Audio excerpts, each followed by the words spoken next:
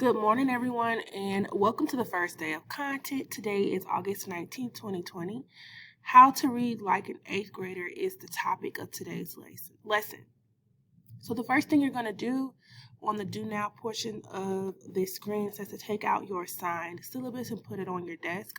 You don't have to raise your hand because I will come around and get it. Then the second thing you're going to do is open up your laptop, log into Schoology Unit 1, Week 1, Day 1 handout. This is the handout that you will be using for the rest of class, so make sure that you split your screen between both this video and the handout, because while I'm talking, you're going to be putting answers into your handout.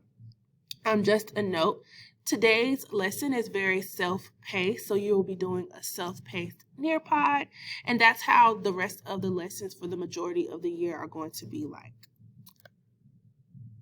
All right, so I just wanted to reset some expectations because I noticed some things yesterday and the days prior that were different than the expectations that I had set. So for example, number 1, it says to keep your areas clean and push in your chairs when you leave. So I noticed that there were a lot of people who were not pushing their chairs in, and Ms. Nelson had to go back behind them and do that. So please make sure that you do that. Number 2 says any use of profanity will result in a demerit. So let's make sure that we are using academic language when we are in the classroom. You do know that if you receive a certain amount of demerits, you'll have to have a conversation with Mr. Steele or Mr. Rucker. And then after a while, it gets to become a conversation with your parents. So we want to make sure that we are using academic language, because today I will also start giving out giant books to students who show grit, integrity, achievement, never settle, teamwork, and success. So yeah, let's make sure that we are doing what we need to do and doing what needs to be done. All right. So you're going to complete the Get to Know You survey at this time. So you're going to go ahead and pull that out. Ms. Nelson at this point should have put manila folders on your table with the surveys inside of them. If Ms. Nelson hasn't done that, go ahead and raise your hand so she can hand you the Get to Know You survey. You'll have 10 minutes to complete this, and then when you're done, you're just going to turn it over and you're going to wait for Ms. Nelson to come and pick them up. So you'll have 10 minutes to complete the Get to Know You survey.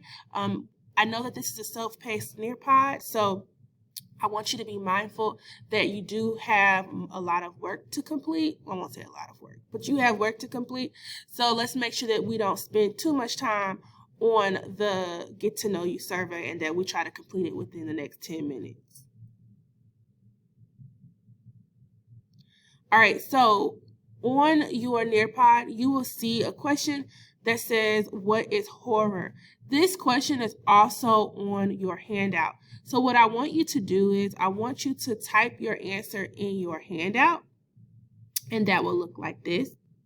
So you're going to type your answer inside this box. What is horror? This is your do first for today's activity. It says your answer needs to begin with a capital letter, and it needs to also include punctuation. So that's your criteria for success. So everyone should be able to answer this question. And when you're done, you're going to copy and paste your answer into the collaborative board on Nearpod. Do know that you don't have to type your answer again, which is why I said make sure that you copy and paste it in the Nearpod. This is how Ms. Nelson will know that you are on task, and not only on task, but that you understand what's going on, because if your answers in the Nearpod do not match the criteria for success, then I will know that I need to come and check on you and make sure that you get all that you need to get so that you can complete the rest of the lesson. So our daily objective says, what will students do today? Students will be able to take notes on a digital text to establish meaning and annotate to identify key ideas. Students will be able to respond to reading by writing a paragraph to demonstrate their understanding. So this is what you'll be able to do by the end of the day. This is what is expected of you. And the purpose of today's lesson is to establish meaning. We're going to read to establish meaning, identify key ideas, and answer the question, what is horror?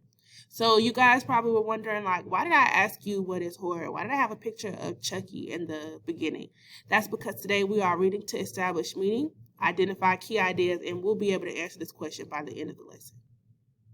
Read like an 8th grader. Here are your guided notes. So guided notes is when Ms. Nelson gives you basically notes that are pre-typed for you. You're just filling in the blanks on your papers. So on your paper, you'll see something that says type here, and whatever you see highlighted is what you are going to type inside of that section of the handout.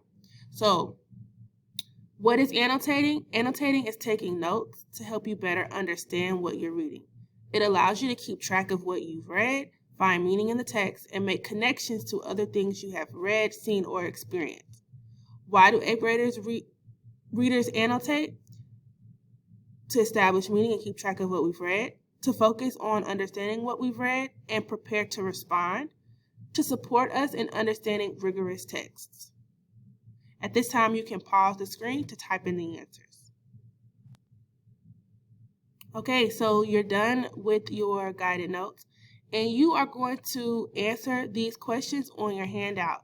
This is the reading portion of the handout, and Ms. Nelson has given you these sentence stems to help you answer the questions that you see highlighted. So where it says, I know this because, what I'm doing right now is I'm giving you the sentence stems, but eventually I'm going to expect that you guys be able to answer questions with the sentence stems already. So for example, if I ask you, how do you know an answer? You should be able to answer, I know this because, and give me evidence from the text. So Ms. Nelson has given it to you. At this time, you are going to answer these questions in the beginning of your text. What is the horror genre? By Sharon A. Russell. So pause right here.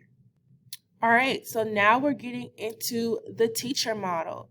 Ms. Nelson is going to show you how I would answer the questions and how I would read this text. So make sure that you are following along on your handout as I model for you. Many people define horror by its subjects. You see that I've highlighted horror in yellow.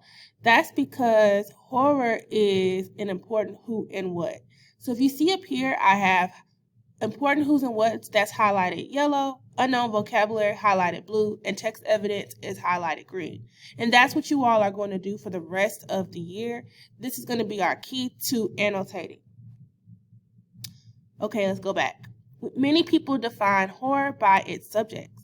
We all think of creatures like Frankenstein's monster, Dracula, and the Wolfman as monsters in the horror genre. Each one of these creatures has a history and developed over a period of time.